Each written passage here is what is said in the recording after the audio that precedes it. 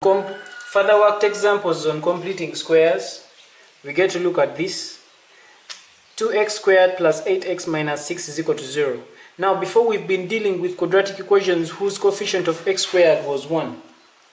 But now here it is 2. Now, we have to first make sure that the coefficient of x squared is 1. So it means we're going to divide through by 2 throughout. So that these 2 and that 2 cancel and you remain with x squared plus 8 over 2 is 4, which is 4x, minus 6 divided by 2, which is 3, is going to give us 0. Now, after making sure that our quadratic equation has its coefficient of x squared as 1, then we can go ahead and complete squares. So, like we've been doing before, it's going to become x squared plus 4x is going to give us 3. So we look at the coefficient of x divided by 2.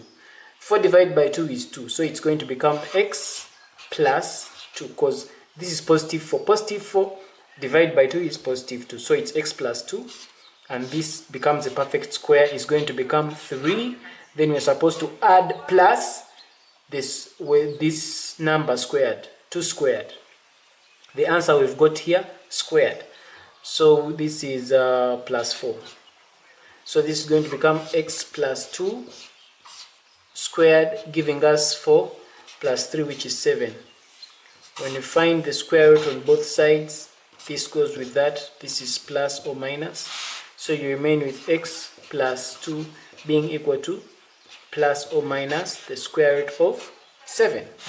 So our value of x is either negative 2 plus the root of 7, or it is negative 2 minus the root of 7. These are our two values of x. We do one more example.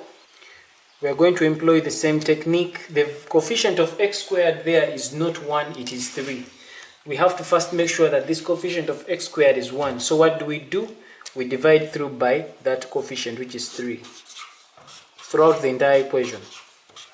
So that when we cancel this 3 and that 3, we remain with x squared here alone. So x squared minus 15 divided by 3 is 5. So it's minus 5x. Then minus 2/3 is still going to be equal to 0. So we shall shift this, take it that side. So this is going to become x squared minus 5x is going to give us 2/3. So once it's giving us 2/3, then we shall look at the coefficient of x. The coefficient of x here is negative 5. So what is negative 5 divided by 2? We'll get an answer or a decimal number. So it will leave it as negative 5 over 2. So this is going to become x minus negative 5 divided by 2.